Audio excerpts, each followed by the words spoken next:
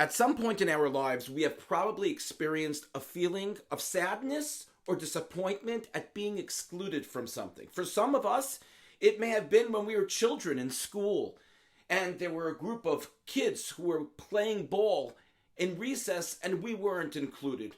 For some, we may have been left off of a list for a birthday party. And even when we get older, someone made of simcha and they forgot to invite us.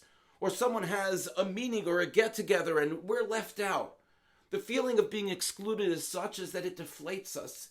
It makes us sad. And we feel that we're not wanted by others. Usually, we'll just remain quiet. We won't say anything. And sit with the pain or the disappointment that hits us right in our gut. The beginning of our parsha, Aaron HaKohen is told by Moshe Rabbeinu to light the menorah. Rashi gives us background as to what is happening here. Rashi wonders the connection between the previous parsha, Parshas Noso, and our parsha, Parshas Behaaloscha. And he notes that at the end of Parshas Noso was the Chanukas HaMishkan. It was the inauguration of the Mishkan, and each and every Shevet tribe offered by the prince of the tribe, by the Nasi of the tribe, a korban on the first 12 days of the inauguration of the Mishkan, with the exclusion of one, and that was Shevet Levi.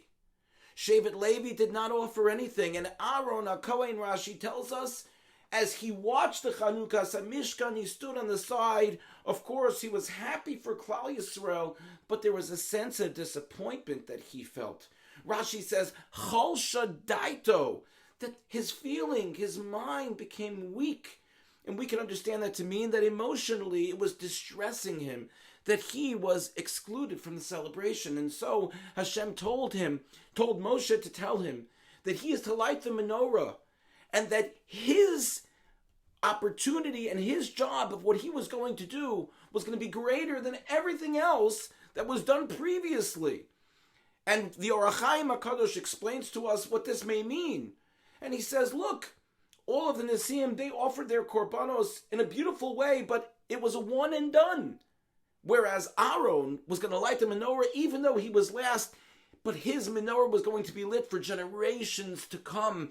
And that Aaron, even though feeling excluded, was to be comforted and was to be made to feel better because of the fact that Hashem said to him, Aaron, you have something you are going to be rewarded, and you have something that is going to last for a long period of time. So don't doubt, don't be sad, don't feel a sense of disappointment, because something great is going to come.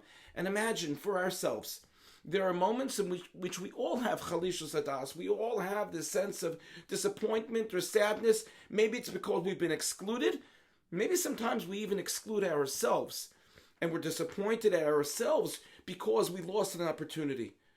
But the message to Aaron, and maybe the message to all of us, is that there will be other opportunities, and we'll be able to rise up, and we'll be able to feel a sense of success and not a sense of disappointment and sadness. And even when we get to those moments, if we lift ourselves up thinking that other opportunities will come in the future where hopefully we will step in and that Hashem has a plan for us, then we'll be able to remain positive and pull ourselves out of that disappointing feeling and potential sadness. May we be zoche, may we merit to have lives filled with the light that emanated from the menorah that Aaron lit. Thank you for listening, and have a good Shabbos.